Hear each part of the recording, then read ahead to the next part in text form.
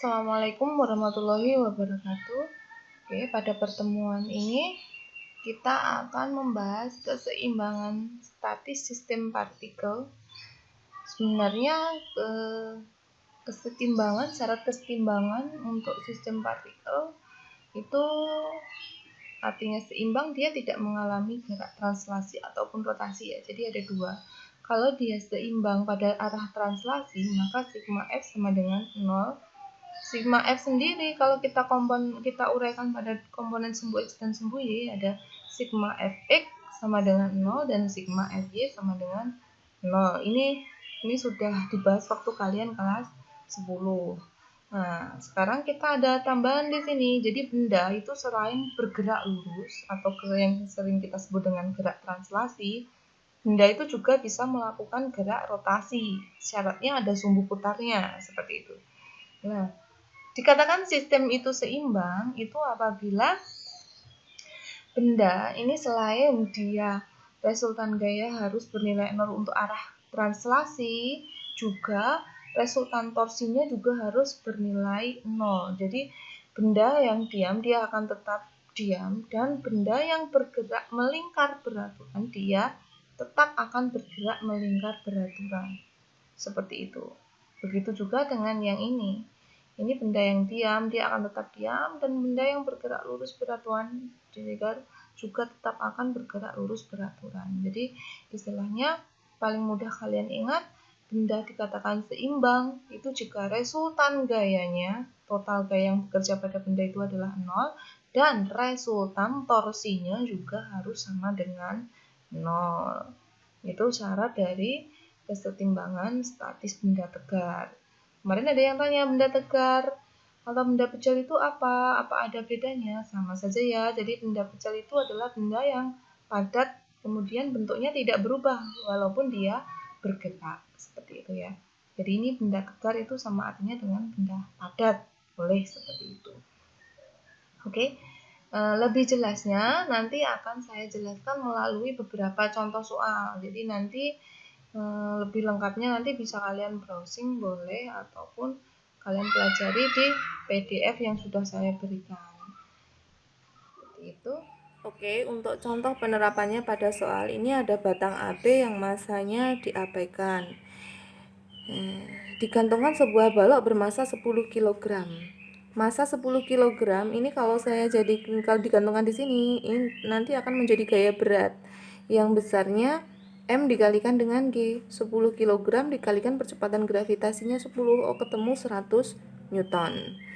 Pada jarak 2 meter dari A, berarti 2 meter dari sini ya, ini posisinya di sini, diletakkan balok bermasa 4 kg. Berarti ketahuan juga gaya beratnya M2 dikalikan G. Berarti ini menyebabkan gaya berat sebesar 40 Newton. Kemudian yang ditanyakan, tentukan besar tegangan tali T. Untuk mencari tegangan tali, kita berprinsip bahwa besarnya ini, karena ini berada pada posisi seimbang, maka besarnya total dari momen gaya atau torsi ini adalah sama dengan 0. Kita hitung torsi yang bekerja pada ini. Pada pertemuan sebelumnya sudah kita sepakati bahwa gaya yang menyebabkan perputaran searah jarum jam kita kasih nilai plus, dan yang berlawanan kita kasih min. Coba kita lihat ini misalkan batang yang panjangnya sekian ya, dari A sampai B. Kalau diberi gaya W1 atau gaya berat 1 ini, kalau ini saya tarik, muternya searah atau berlawanan? Muternya ke sana kan?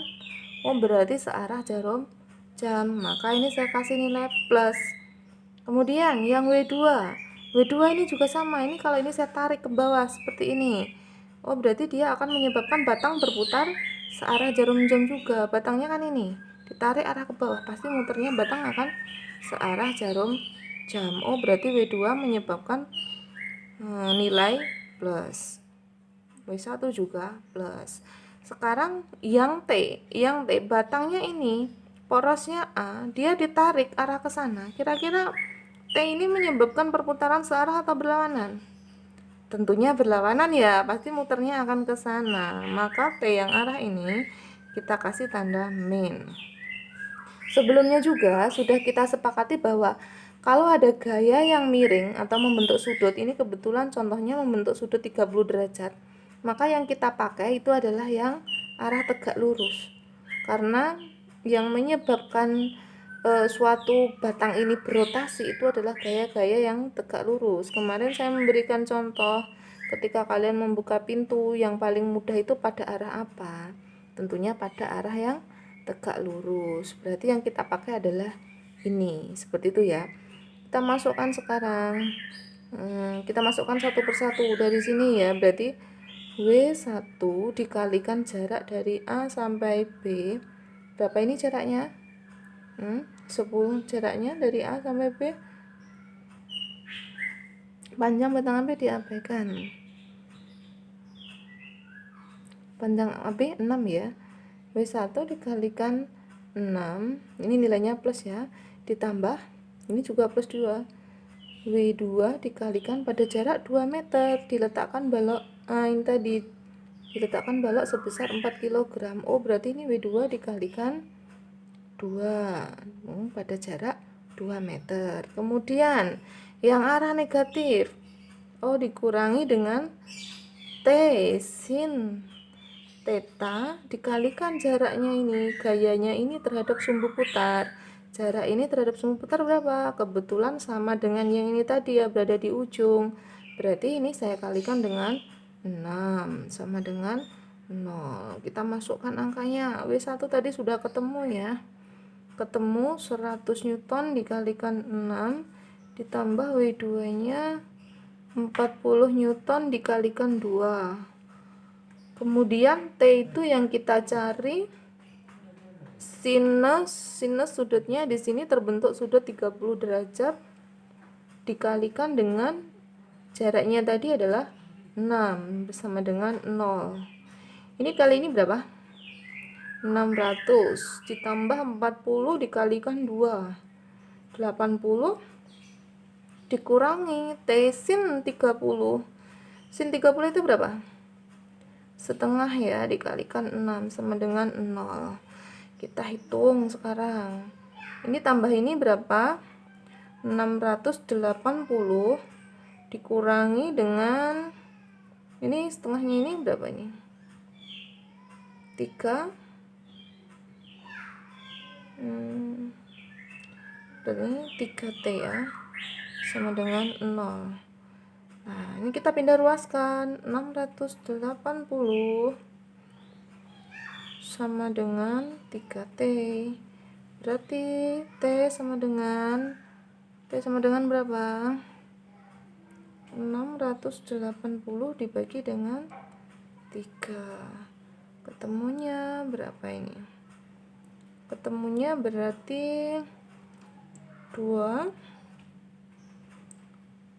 Ini dibagi ini 2, masih sisa berapa? 20 ya. Berarti dibagi 3 ada 6,7 Newton. Nah, ini berarti tegangan talinya adalah 226,7 Newton. Seperti ini ya. Soal berikutnya, ini kalau ada soal model yang seperti ini terbagi menjadi tiga arah, ini mudah sekali caranya. Ini ada sebuah balok masanya 48 kg digantung dalam keadaan setimbang, menyerupai pada gambar berikut. Tentukan tegangan tali T1. Maka sebenarnya caranya mudah, akan tetapi kita perlu mengetahui sudutnya masing-masing dulu. Jadi seperti ini ya. Ini kalau kita tarik garis lurus, kalau di sini 60, berarti di sini juga 60. Kalau di sini 30, di sini 30. Seperti itu ya. Berarti bisa ditebak ini nanti sudutnya berapa, ini berapa. Ini kan 90, ini 90. Berarti total sudut yang di sini 90 ditambah 60. Berarti ini 150 derajat. Sedangkan total sudut yang ini 90 siku-siku yang ini ditambah dengan 30, berarti total adalah 120. Nah, yang terakhir berapa kalau begitu? Ini kan garis lurus sudutnya 180 derajat. sudah ada 60 dan 30, sisanya berarti berapa? Seperti itu. Sisanya kira-kira berapa ini? Ini 60 ditambah 30, 90, total 180, berarti sini adalah 90 derajat. Seperti itu ya. Nah, nanti cara pengerjaannya bagaimana? Cara pengerjaannya ini hampir sama dengan yang tadi ya. Jadi hampir sama dengan yang tadi, kita bisa menggunakan cara seperti ini. Jadi misalkan ini T1 per sin sudut yang dihadap oleh T1. T1 kan ini, sudut yang dihadap adalah ini. Berarti per sin yang dihadap ini 120 sama dengan T2 per sin T2 ini, sudut yang dihadap adalah ini, 150 sama dengan juga ini W3 per sudut yang dihadap oleh W3 adalah 90. Maaf, ini sin ya, sin 90 derajat. Akan tetapi pada penggunaannya itu tidak harus semuanya kita pakai ya. Kita cukup menggunakan dua saja, tergantung mana yang dibutuhkan. Ini kebetulan yang ditanyakan tentukan besar tegangan tali T1, yang ditanyakan adalah itu, besar tegangan tali T1. Kita menggunakan yang sudah diketahui aja. Berarti yang sudah diketahui adalah W2, karena T2 kan kita kan belum tahu. Maka kita menggunakan yang ditanyakan dan yang diketahui, seperti itu ya. Berarti kita menggunakan T1 per sin 120 sama dengan W3 per sin 90 derajat. T1 yang ditanyakan sin 120, W3 nya berapa ini? Berarti M kalikan G. Berarti M nya adalah, oke, saya tulis dulu aja, dikalikan G per sin 90 derajat.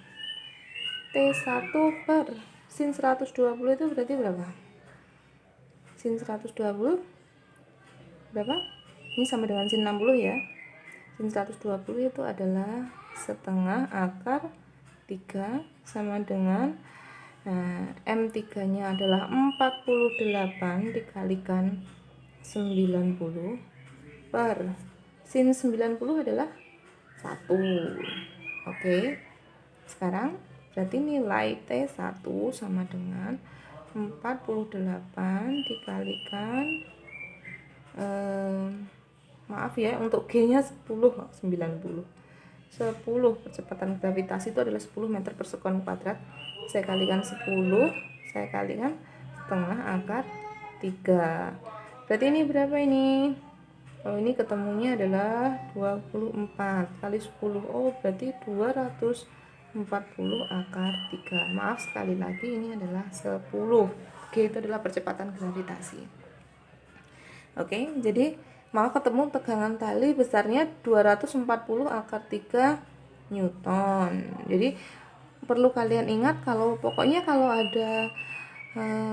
ada gaya kok membentuk 3 arah berlawanan seperti ini, misalkan ini adalah F1 ini ya, ini F1, terus ini ada F2, ini ada F3, ini berarti di sini ada misalkan theta 1, ini berarti yang dihadap ini adalah theta 2 dan ini adalah theta 3.